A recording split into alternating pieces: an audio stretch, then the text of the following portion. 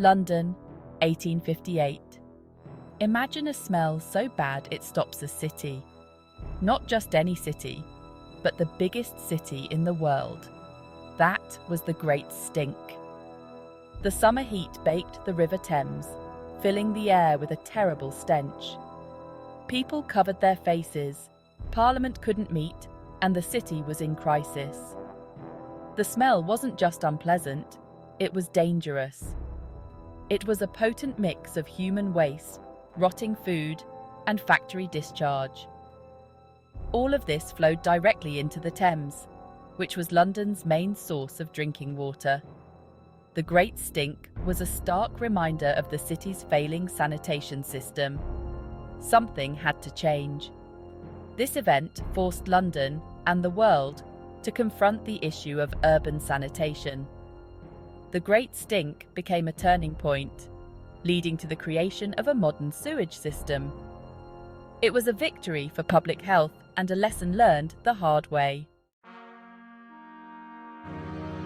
For centuries, the River Thames was London's lifeline. It was a source of water, food, and transportation. But as the city grew, so did its waste. People dumped everything into the river: sewage, garbage, even dead animals. Industrial waste added to the problem. Factories dumped chemicals and dyes into the river, turning it into a toxic soup. By the mid-1800s, the Thames was more sewer than river. The smell was just a symptom of a much bigger problem. The lack of proper sanitation had dire consequences. Disease was rampant, especially waterborne illnesses like cholera. The Thames, once a source of life, had become a breeding ground for death. The foul smell of the Thames was impossible to ignore, but the real danger was invisible: cholera. This deadly disease thrived in dirty water, and London was a prime target. Outbreaks were common, killing thousands. The summer of 1858 saw a particularly bad outbreak. People were dying, and fear gripped the city.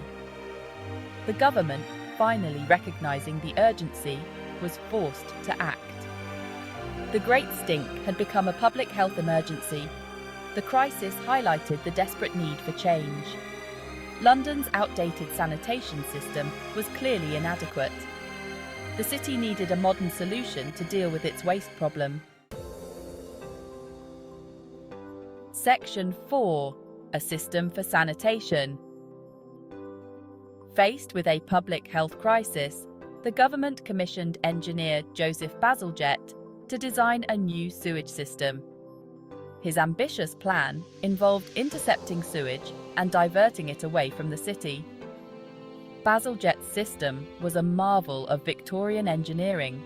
It involved miles of underground tunnels, pumping stations, and treatment plants.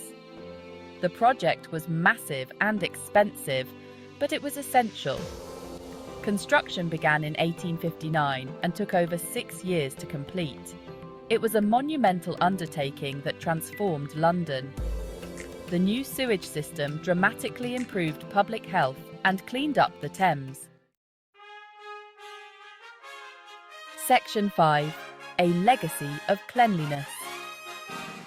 The Great Stink was a dark chapter in London's history, but it led to a brighter future. The construction of the modern sewage system was a triumph of public health engineering. The legacy of the Great Stink extends far beyond London. It highlighted the importance of sanitation in urban planning and inspired similar projects around the world.